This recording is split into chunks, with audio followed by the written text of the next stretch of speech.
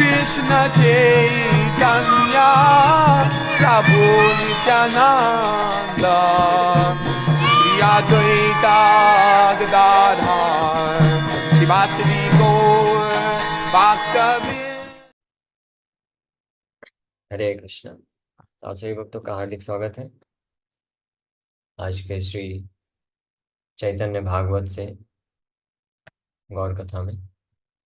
तो हम लोग चर्चा कर रहे हैं श्री चैतन्य महाप्रभु चैतन्य भागवत आदि खंड इसके थर्ड चैप्टर चैतन्य महाप्रभु का हॉरोस्कोप, कुंडली बनाई जा रही।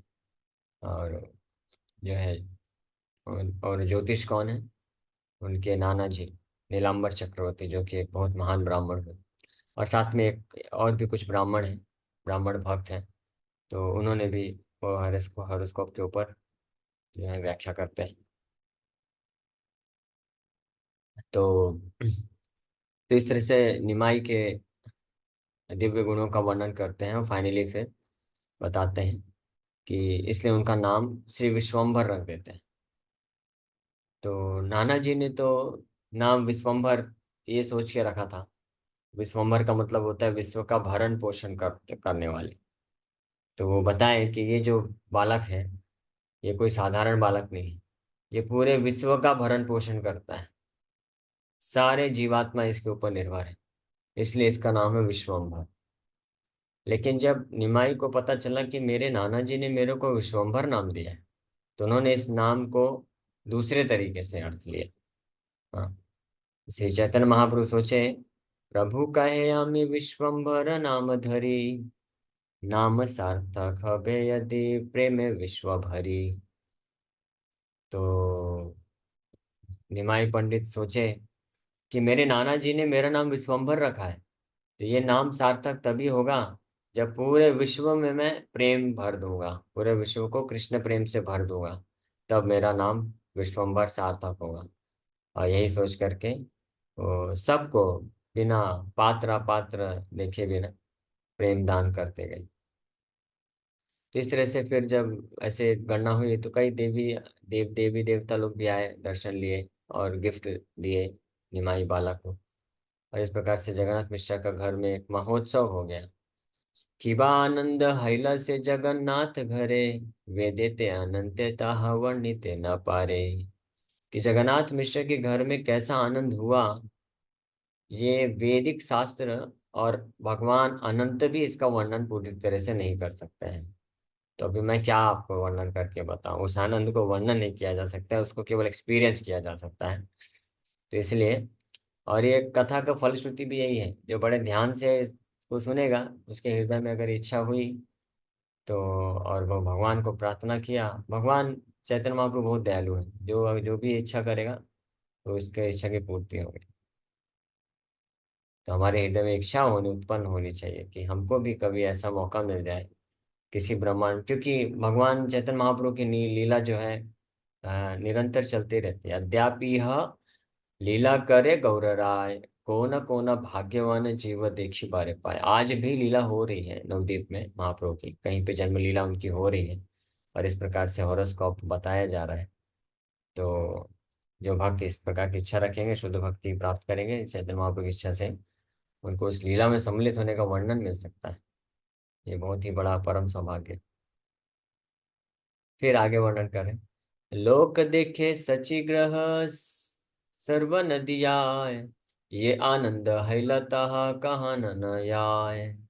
People at the house of Sachi and throughout Nadia felt such ecstasy that is beyond description। कि उस वक्त सारे लोग जो इस सेरेमनी को, निमाई के जन्म लीला के बाद जो महोत्सव किया गया, उसके पश्चात फिर नीलांबर चक्रवर्ती और अन्य ब्राह्मणों के द्वारा निमाई का जो ज्योतिष गणना किया गया, हॉरोस्कोप कैलकुलेशन किया गया, ये जो लीला में जो भी सम्मिलित हुए, इतने दिव्य आनंद को अनुभव किए, उसका वर्णन बियॉन्ड डिस्क्रिप्शन है, शब्द से वर्णन नहीं किया जा सकता। इतना दिव्य आनंद को प्राप्त किया। लेकिन, और वैसा आनंद किसको मिल सकता है, इच्छा करने वाले को मिल सकता है। बस इच्छा अगर कोई करेगा, भगवान का भक्ति करेगा, भगवान उसको वो दर्शन करा सकता है। दुर्भाग्य, लेकिन हमारा इच्छा ही नहीं उत्पन्न होता। मैंने पूछा पिछले क्लास में कौन कौन लोग उस आनंद को एक्सपीरियंस करना चाहते हैं। केवल 2-3 भक्त लोग हाथ उठाए। हाँ, ये तो ऐसी ही कथा हो गई कि भगवान शिव एक बार गंगा माता की महिमा का वर्णन कर रहे थे, पार्वती माता को बता रहे थे। तो बोले गंगा में, गंगा का जो भी आश्रय लेगा, गंगा की कृपा से सब मुक्त हो सकते हैं, वैकुंठ को प्राप्त कर सकते हैं। गंगा में इतनी शक्ति है। भगवान विष्णु के चरणों से निकले, चरणामृत है। हाँ, तो माता पार्वती को डाउट हो गया थोड़ा। बोली कि अरे लेकिन, डाउट मतलब ऐसा डाउट नहीं हुआ हमारे जैसा चैलेंजिंग वे में।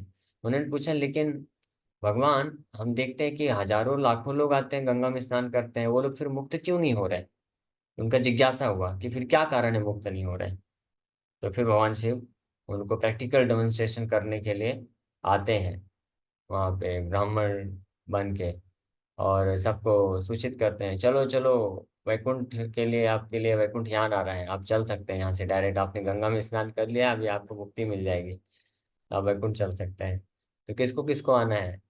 कोई इंटरेस्ट नहीं दिखाया। सब अपना रिटर्न टिकट दिखा के बोल दिए हमारा भी आज शाम का ट्रेन है, हमको शाम को वापस मुंबई जाना है, शाम को हमको वापस दिल्ली जाना है, हमारा घर बार छोड़ के आए, धंधा छोड़ के आए, उसको संभालना है। तब भगवान शिव बताया कि देखा आपने, लोगों को इच्छा ही नहीं है, इंटरेस्ट ही नहीं है, तो कैसे वो लोग जाएंगे? इसलिए भक्ति, शुद्ध भक्ति इतनी पावरफुल है कि अगर कोई करेगा, इसका आश्रय लेता है, तो वो तुरंत भगवान के धाम को प्राप्त कर सकते हैं, इसमें कोई संशय नहीं है। लेकिन दुर्भाग्य है कि हमको इच्छा नहीं होती। हमको लगता है कि ये भौतिक संसार ही बड़ा अच्छा है, हम यहीं रहना चाहते हैं, हमारा, हमारे परिवार वाले, और जो हम छोटा सा हमारा कुटिया है, घर है, जिसमें हम संघर्ष कर करके जी रहे हैं, वही हम रहना, प्राप्त करना चाहते हैं। तो ये इच्छा जागृत करना चाहिए कि अगर किसी के साथ संबंध बनाना ही है, तो भगवान के साथ हमारा संबंध बने। हाँ, कोई किसी की लीला को देखना ही है, तो भगवान की लीला को देखने का इच्छा होना चाहिए, कि भगवान की जन्म लीला को ऑब्जर्व करें, भगवान का विवाह देखें। हाँ, किसी का विवाह सेरेमनी होता है, इनविटेशन मिलता है, लोग बड़ा सज धज के जाते हैं। हाँ, जितना दूल्हा दुल्हन नहीं सजते हैं, उतना जो विवाह में भाग लेने वाले आते हैं, वो लोग इतना सज के आते हैं। कई बार तो समझ में नहीं आता कि दूल्हा दुल्हन कौन है। इतना लोग उत्साह के साथ सज धज के जाते हैं, क्या प्राप्त करने के लिए? केवल दुख प्राप्त करने के लिए, कुछ मिलता थोड़ी ना है। लेकिन भगवान का जो विवाह लीला है, हमने पहले ये डिस्कस किया था, कितना सुंदर था ना। भगवान चैतन्य निमाई पंडित कैसे विवाह हुआ, उसमें वर्णन है। लाखों उनके सब भक्त लोग इतने दिव्य आनंद को अनुभूति कर रहे थे। एनीवे, तो भगवान की इस प्रकार की हर लीला, जन्म लीला है, उनके बाल्य लीलाएं हैं, फिर उनकी विवाह की लीला है, फिर संन्यास लीला। संन्यास लीला बस कोई भक्त नहीं देखना चाहता, उसमें बहुत दुख होता है। तो उसके बाद फिर संकीर्तन लीला है, बहुत सारी जो भी लीलाएं हैं, तो वो सब बहुत ही आनंद प्रदायनी है। लेकिन उसका दर्शन कौन प्राप्त कर सकता है? जिसके हृदय में वो लौल्यम होगा, तीव्र इच्छा होगी कि हाँ, मुझे भगवान का वो दर्शन करना है, भगवान को लीलाओं को साक्षात्कार प्राप्त करना है। और ये किया जा सकता है, आज भी ये लीलाएं हो रही हैं। हाँ, योग्यता प्राप्त करके और इच्छा के साथ कोई करे तो कर सकता है। लोक देखे सचिग्रह सर्व नदियाए, ये आनंद हैलता कहाँ न आए। ये कैसा आनंद हुआ, इसका वर्णन नहीं किया जाए।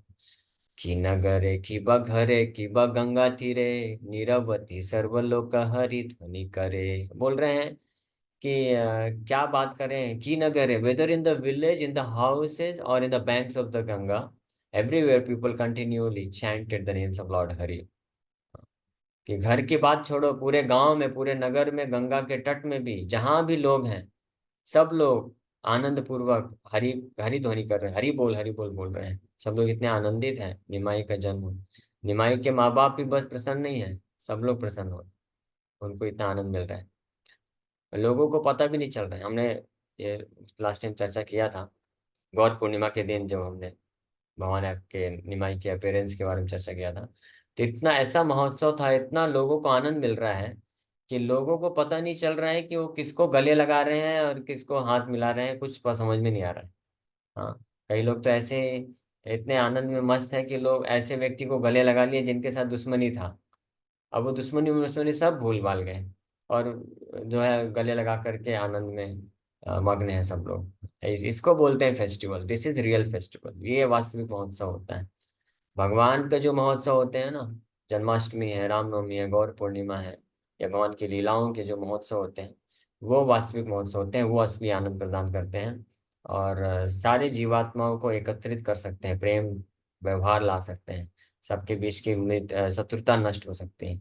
मनुष्य को छोड़िए, जानवरों के हृदय से भी ईर्ष्या के भाव को नष्ट करने की शक्ति रखता है भगवान का महोत्सव। दो जानवर जो एक दूसरे के दुश्मन होते हैं, वो भी एक दूसरे को गले लगा के चुम्मा लेते हैं। ये वृंदावन में ये ऐसा ऑब्जर्व, जब भगवान कृष्ण थे तो वहां पे शेर और हिरण एक दूसरे के दुश्मन है। हिरण कभी शेर के पास नहीं आ सकता है, शेर हिरण को देखते ही खा लेता है। लेकिन वृंदावन में कृष्ण जब जाते हैं, वनों में भ्रमण करते हैं, तो कृष्ण के लीलाओं को देख करके सब इतने आनंद को महसूस करते हैं कि शेर और हिरण एक दूसरे को गले लगाते हैं और दोनों हाथ ऊपर करके हरि बोल करते हैं। चैतन्य महाप्रभु भी जब जगन्नाथपुरी से वृंदावन जा रहे थे, झारखंड के फॉरेस्ट से निकल रहे थे, तो वहां पे भी एक अद्भुत संकीर्तन कराया महाप्रभु ने। सारे हर प्रकार के जानवरों एक साथ हो गए और कोई चैतन्य महाप्रभु के सब पीछे पीछे चल रहे हैं, कोई उनको छोड़ना नहीं चाहता है, और सब संकीर्तन करते हुए जा रहे हैं। जन्म यात्रा महोत्सव निशाय ग्रहणे, आनंद करे न के हमर मन नहीं जाने। Everyone observed the festival of the Lord's appearance while thinking they were celebrating the occasion of eclipse। तो सबको आनंद मिल रहा है और हरिध्वनि कर रहे हैं, ग्रहण सोच रहे हैं, लेकिन कोई ये नहीं समझ पा रहा है कि निमाई का जन्म हुआ है। यानी भगवान के जन्म से ये एक प्रभाव है। वहाँ केवल नवद्वीप में नहीं, शांतिपुर में भी यही स्थिति थी। वहाँ हरिदास ठाकुर अद्वैताचार्य, शांतिपुर तो कई किलोमीटर दूर है, तो जब निमाई का जन्म हुआ तो उनको इतना अद्भुत आनंद की अनुभूति हुई, वो लोग डांस करते हुए हरिनाम ले रहे हैं। चैतन्य जन्म यात्रा फाल्गुनी पूर्णिमा, ब्रह्मा दियति थिर करे आराधना। चैतन्य महाप्रभु की जो जन्म यात्रा है, फाल्गुन पूर्णिमा के दिन महाप्रभु प्रकट हुए। तो ये दिन इतना शुभ है, पवित्र है कि ब्रह्मा जी और अन्य देवता लोग भी इसकी आराधना करते हैं, है ना। और एक बार ये कथा नवद्वीप धाम महात्म्य में आती है कि भगीरथ महाराज जब माता गंगा को लेके आए थे, और शिव जी तो पहले अपने जटाओं में सिर में धारण किए, उसके बाद फिर जब प्रकट हुई तो भगीरथ महाराज लेके आए, तो यहाँ पे आके नवद्वीप में आकर के ये फाल्गुन महीने में आके रुक गई माता गंगा, आगे नहीं बढ़ी। तो भगीरथ महाराज फिर तपस्या किए, प्रार्थना किए, माता बोली कि मुझे एक महीने यहीं पे रहना, एक महीने के बाद यहाँ पे गौर पूर्णिमा फाल्गुन पूर्णिमा आ रही है, और मेरे स्वामी, मेरे परम भगवान जो है फाल्गुन पूर्णिमा के दिन गौरांग महाप्रभु के रूप में प्रकट होते हैं, तो मैं उनका बर्थडे सेलिब्रेट करके जाऊंगी आपके साथ, तब तक आप भी इधर ही रुकिए और भजन करिए। तो माता गंगा रुक जाती हैं। और फाल्गुन पूर्णिमा के दिन फिर चैतन्य महाप्रभु का जो है बर्थ जन्मदिन, संध्या काल तक फास्टिंग करती हैं, उनके नाम का उच्चारण जप करती हैं, और उसके बाद फिर अगले दिन वो प्रस्थान करते हैं। परम पवित्र तिथि भक्ति स्वरूपिणी, यही अवतीर्ण हाय लेना तुझे मणि। तो ये जो दिन है परम पवित्र है, अभक्ति स्वरूपिणी है। ये दिन जो है भक्ति की स्वरूपिणी है, भक्ति ही है इसमें, यहाँ पे ही क्योंकि इस दिन भगवान अवतरित हुए द्विजमणि। और उसी प्रकार से जो एकादशी है वो भी भक्ति स्वरूपिणी, भक्ति जननी माना जाता है। तो हम लोग परम सौभाग्य है कि हर 15 दिन में वो दिन आ जाता है। फाल्गुन पूर्णिमा तो साल में एक दिन आता है, गौर पूर्णिमा। हाँ, लेकिन एकादशी भगवान कृपा करके एकादशी हर 15 दिन में भेजते हैं। लेकिन हमारा दुर्भाग्य है कि हम एकादशी के दिन भी भौतिक कार्य में अगर लगा दें तो उचित नहीं। तो भौतिक कार्य करना चाहिए उतना ही जितना जरूरत है, बाकी समय ज़्यादा से ज़्यादा बचा करके भगवान के लिए लगाना चाहिए। नित्यानंद जन्म माघी शुक्ल त्रयोदशी, गौरचंद्र प्रकाश फाल्गुनी पौर्णमासी। तो नित्यानंद प्रभु प्रकट हुए माघ आ, मास के शुक्ल पक्ष में त्रयोदशी, नित्यानंद त्रयोदशी के नाम से प्रसिद्ध है। और गौरचंद्र प्रकट हुए पौर्णमासी, फाल्गुन पूर्णिमा में। सर्व यात्रा मंगल ये दुई पुण्यतिथि, सर्व शुभ लग्न अधिष्ठान है इथि। These 2 days are most auspicious because all favorable planetary conjunctions are present on these 2 days। ये 2 दिन सबसे महत्वपूर्ण है, सबसे ज्यादा शुभ है। नित्यानंद त्रयोदशी जो लगभग माघ मास में आता है, यानी इंग्लिश कैलेंडर में फरवरी में आता है, और मार्च फाल्गुन मास में फाल्गुन पूर्णिमा, गौर पूर्णिमा मार्च में आता है, जो इसको हमने सेलिब्रेट किया अभी 2 महीने 3 महीने पहले। तो सबसे शुभ दिन है।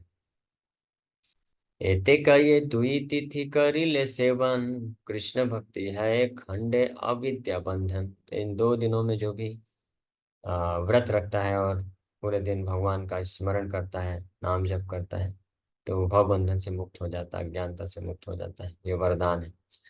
ईश्वरेर जन्म तिथि यही न पवित्र, वैष्णवेर मत तिथिर चरित्र। Just as the appearance day of the lord is sanctified, the appearance days of the Vaishnava are also. इस प्रकार से भगवान के जो जन्म तिथि होती है वो बहुत ही पवित्र पावन होती है, पवित्र करने वाली होती है। उसी प्रकार से जो शुद्ध वैष्णव होते हैं उनकी जन्म तिथि भी बहुत पवित्र होती है। ब्रह्म पुराण में ये लिखा हुआ है कि ऐसे लोग बहुत भाग्यशाली होते हैं जो भगवान विष्णु के अवतारों के जो दिन होते हैं, जन्मदिन होते हैं, उसमें व्रत रखते हैं। हाँ, by staying awake at night and fasting, व्रत रखते हुए और रात भर जागरण करके भगवान के चिंतन स्मरण करते हुए, तो उनको कभी इस मृत्यु संसार में जन्म नहीं लेना पड़ता वापस। गौर चंद्र आविर्भाव सुने ये जने, कबू दुख नहीं तार जन्मे व मरणे। तो गौरचंद्र भगवान के आविर्भाव को जो भी सुनता है इस अध्याय में और पिछले अध्याय, दूसरे अध्याय में, तो कभी भी उसका जन्म मृत्यु का सामना, दुख का सामना नहीं करना पड़ता। सुनीले चैतन्य कथा भक्ति फल धरे, जन्मे जन्मे चैतन्य रसंगे अवतरे। By hearing the topics of Sri Chaitanya, one attains the fruits of devotional service to the Supreme Lord and accompanies the Lord in his pastime life after life. This is the wonderful, wonderful perfection। जो भी चैतन्य महाप्रभु की कथा को सुनेगा वो भक्ति प्राप्त करेगा और जन्म जन्म में, हर जन्म में चैतन्य महाप्रभु का संगी बन करके अवतरित होगा। वाह,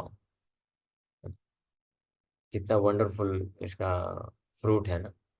अगर ये फल मिल जाए ये तो बहुत बड़ी बात है। अगर ये मिल जाए तो फिर क्या चाहिए किसी व्यक्ति को, और कुछ नहीं चाहिए।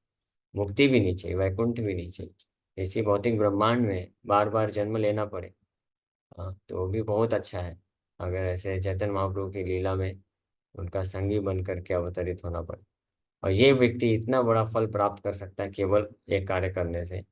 ध्यान पूर्वक, श्रद्धा पूर्वक और तीव्र इच्छा के साथ, लौल्यम के साथ जो चैतन्य महाप्रभु की कथा को सुनता है इस फल को प्राप्त करेगा। वृंदावन दास ठाकुर यहाँ पे फल श्रुति बता रहे हैं।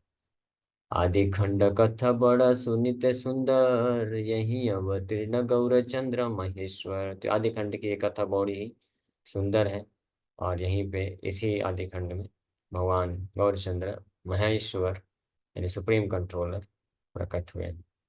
ये सब लीलार कबू नहीं परिच्छेद, आविर्भाव तिरुभाव मात्र कहे वेद। चैतन्य कथार आदि अंत नहीं देखी, तहाँ न कृपा ये बोला न तहाँ लिखी। तो ये सब लीला जो है कभी इसका आदि अंत नहीं होता है, बस शास्त्र इसको आविर्भाव और तिरुभाव के रूप में प्रस्तुत करते हैं। तिरुभाव मतलब कहीं और आविर्भाव हो गया है, तो इसलिए इसका आदि अंत नहीं है। चैतन्य महाप्रभु की कृपा से जो भी उन्होंने जितना मेरे को प्रेरणा दिया मैं उतना ही बस लिख रहा हूँ, क्योंकि उनकी लीला का आदि और अंत तो है नहीं। तो बस थोड़ा सा जितना वो समझ, जितना उचित समझ रहे हैं वो मेरे ऊपर कृपा करके बताने के लिए, उतना ही बस मैं वर्णन करता जा रहा हूँ।